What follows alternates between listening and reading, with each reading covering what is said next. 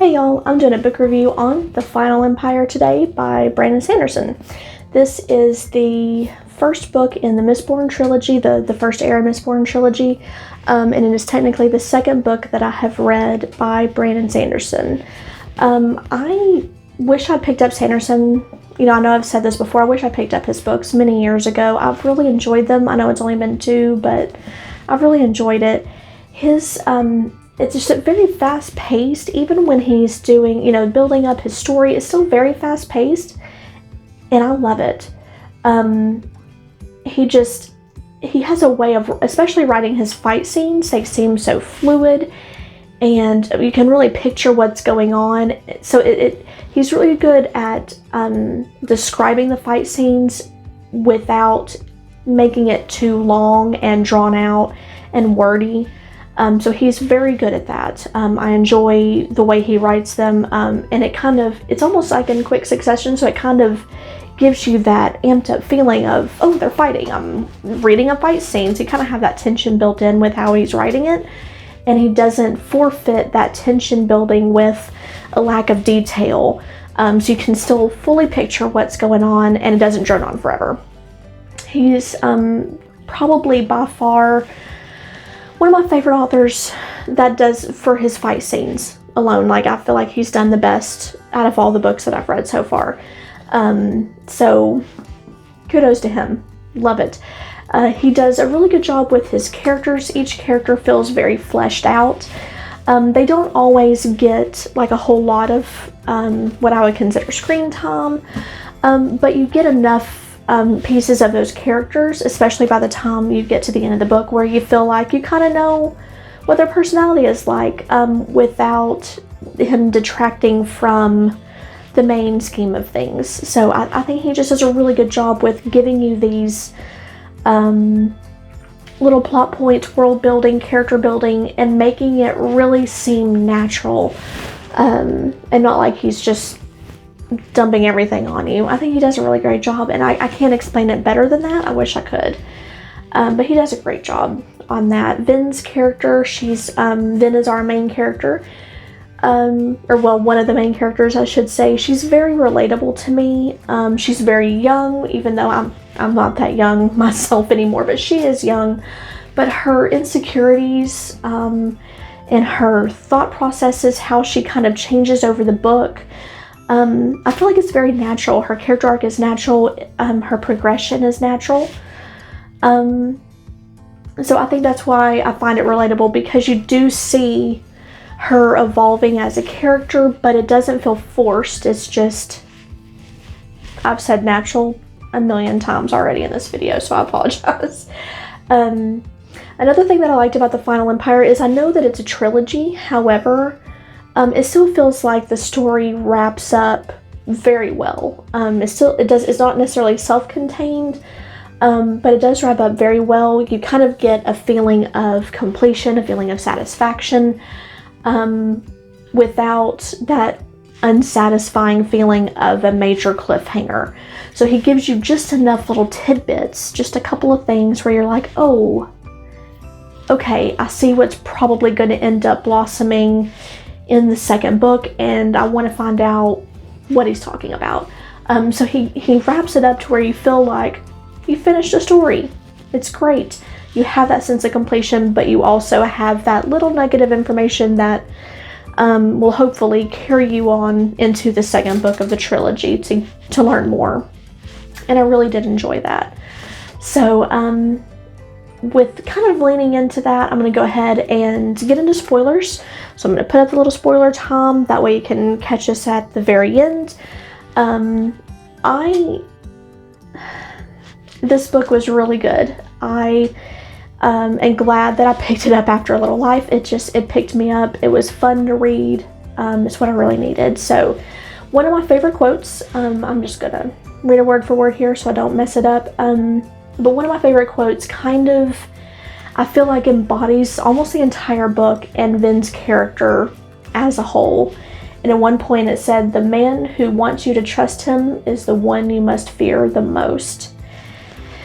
And in one sense, that quote is very sad and depressing, but it's also very realistic. And that's also kind of sad to think about, the fact that it's realistic. So I feel like it really speaks to Vin's character, her relationship with her brother.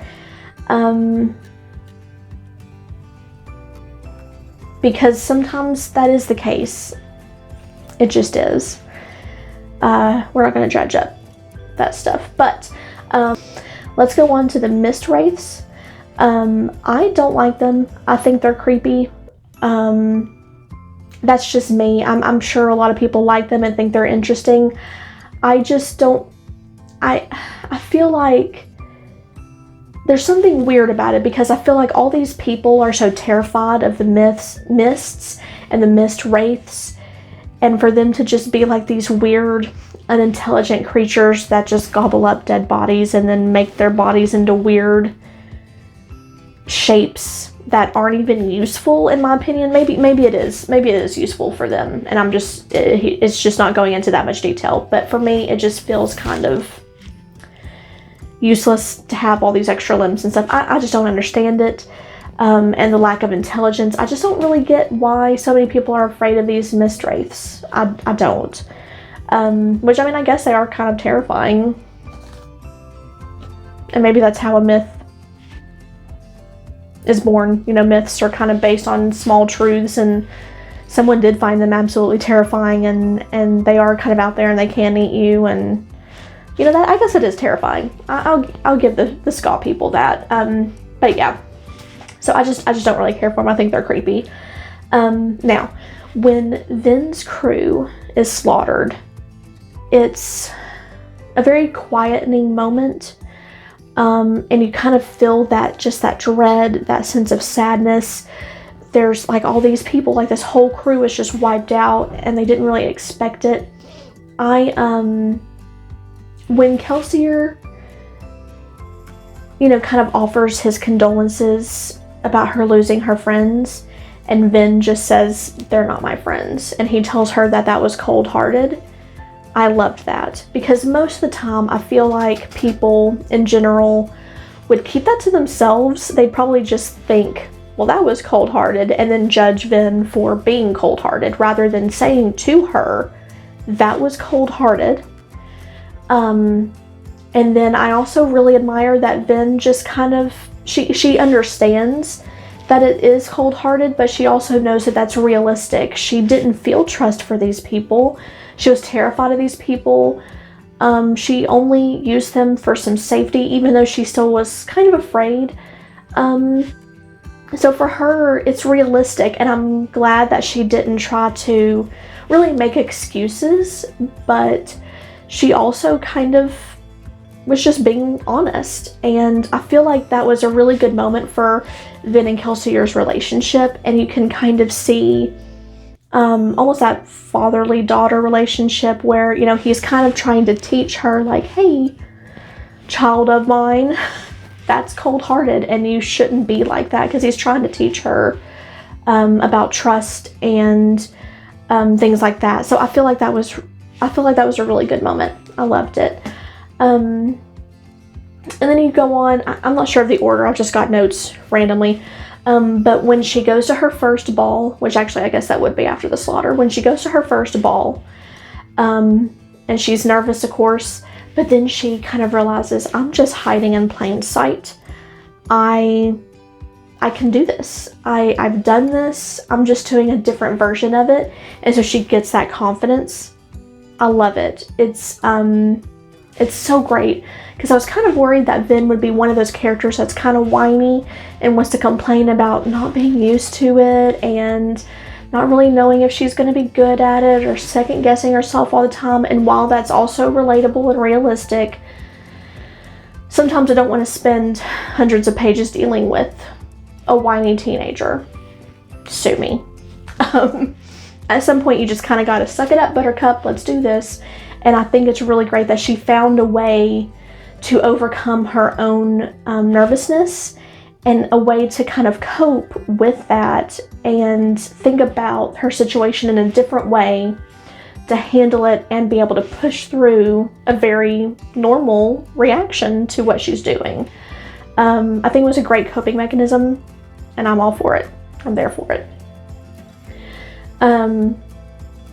At the end, or toward the end, when Hammond is, he's infiltrating that army, and he flat out tells Kelsier, I will not kill these men. I'm not going to turn on them, because I won't turn on men. How did he put it? He refuses to turn on people who think of him as a friend or an ally.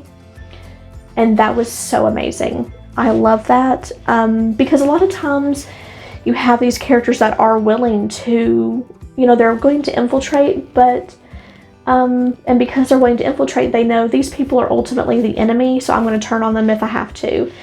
And I really like that Hammond is able to realize these people kind of technically are the enemy, but they're not my enemy. They are still innocent people that are just having to do things that they don't want to do necessarily to live, to survive, and that they don't deserve being betrayed by someone right then, like they think he's an ally. And I think his understanding of betrayal is very touching, and I liked him all the more. He definitely became one of my top favorite characters of the book, just from that single moment alone. And the last thing that I really wanted to talk about, spoiler-wise, was the Lord Ruler himself. I was kind of worried that it was going to be one of those books where you hear about all these horrible things the Lord Ruler has done and does without actually witnessing it, so it's just kind of a hearsay bad guy, rather than knowing for sure, yes, this is a bad guy, look at what he's doing. You're just kind of told about him. So when he comes out there at the executions and he just slaughters, or has all those people slaughtered, I mean, he's there. I don't think he actually does the slaughtering, but he's there. And you can just feel his effect across everybody. And it's like very in your face in the moments with the crew. I liked that because you were like, oh wow, he really is the evil that we're trying to fight here. That he's the real deal. It kind of gives you that sense of danger that you really need in this kind of book, because sometimes I feel like some authors never really have their evil ultimate villain do evil things. You just hear of them, and I feel like having their action seen by the main characters is a great way to actually build that realness, that repertoire that, you know, a villain needs. It's more than just, you know, rumor. It's more than just, oh, he used to do these things 20 years ago. Now he just carries on this oppression, but he's still, you know, he hasn't done evil things in 20 years. He's just still an oppressor. Like, that's not the situation. He's actually doing bad things. He's ordering bad things right there, right now. And I liked it. I really enjoyed it. It gives you that sense of realness. I actually felt kind of concerned for the crew, because especially when things just kind of happen and they haven't really had time to fully plan it, that makes you nervous, because, you know, they had a plan and now they can't go by the plan. They have to just run for it anyway. Things have been escalated and the time is accelerated and shit is happening. And you're worried about the crew. You don't know who's going to make it and who's not. You feel like with so many characters, you're afraid that there's going to be a casualty, maybe even more than one. So I really like that tension was real. And I think Sanderson done a great job once again. Like I said, this is the second one by him. I read Elantris first. So I am going to be jumping into The Well of Ascension in March, and I'm excited about it. Yeah, we'll go ahead and wrap this up. So make sure to leave a like, comment. I'd love to talk to you about Elantris. You know, when you read it, did you feel that tension? Were you concerned about the characters? What do you think of his writing style? Are you excited about The Well of Ascension? If you've already read all of these books, let me know if he continues that feeling, if he continues to kind of, you know, get better at writing, and that the things that I like about his writing style continue. I'd love to know. At this point, I'm still definitely going to finish reading the series. I've already bought all 6 of the Mistborn, the first era and the second era, so I plan on finishing them. At this point, he'd have to really, really just go off the rail for me to just DNF this whole series, because he's now one of my top favorite authors, so he'd have to really mess up for me to stop in the middle of what I'm doing, or what I'm reading, I should say. So, alright, well, I think that wraps us up. So go out, check out The Final Empire, and let me know what you think, and y'all take care. Bye.